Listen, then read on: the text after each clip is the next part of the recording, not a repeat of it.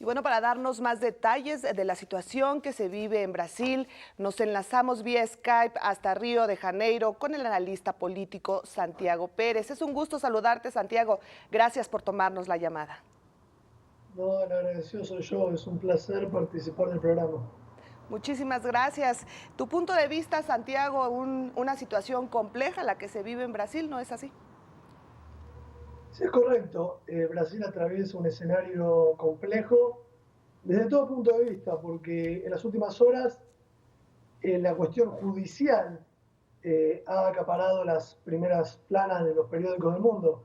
Pero si hacemos un análisis un poco más integral, veremos que Brasil vive una triple crisis. Una crisis judicial, una crisis política y una crisis económica. Recordemos que el país vive un contexto de recesión, caída de la actividad, caída del PBI, aceleración de la inflación, aumento del desempleo. Por otro lado, desde el punto de vista político, el gobierno está compuesto de una alianza, que es el Partido de los Trabajadores, y el PMDB, el Partido del Movimiento Democrático Brasileño. Son dos fuerzas que juntas gobiernan y juntas llevan adelante la agenda parlamentaria. Esta agenda, esta alianza está a punto de quebrarse. Si esto sucediera, sería muy difícil para el Partido de los Trabajadores poder llevar adelante una agenda de gobierno. Y por último, la crisis judicial, que es exactamente a lo que hacía referencia el informe, con la investigación del expresidente Lula, su intención de llegar al gabinete y esta reciente noticia en las últimas horas, que fue que la justicia federal ha impedido el ingreso de Lula da Silva al gabinete. Sergio, me da mucho gusto saludarte desde México, Omar Cepeda. Te pregunto, ¿cuáles son las alternativas para mejorar pues estos tres problemas que tú estás mencionando? Que dejen trabajar al gobierno de Dilma Rousseff o en un momento dado que se aparte de él.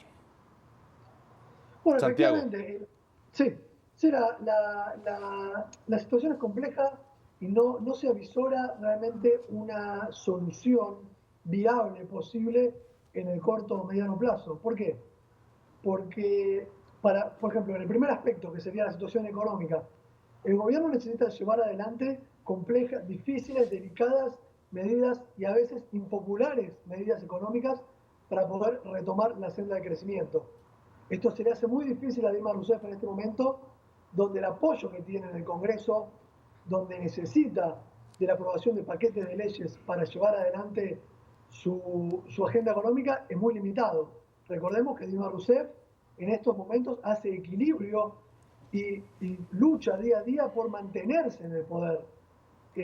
Su poder, su capacidad de llevar adelante una agenda económica es muy limitada, porque como dije anteriormente, su prioridad máxima es no ser destituida.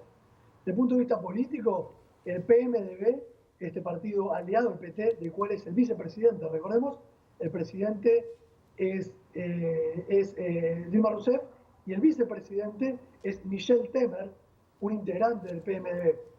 Si esta alianza se quebrara, que está a punto de terminarse, realmente sería muy difícil no solamente para el Partido de los Trabajadores llevar adelante la agenda económica, sino poder bloquear un juicio político. Recordemos que hay un pedido de impeachment o juicio político ya dentro del Parlamento.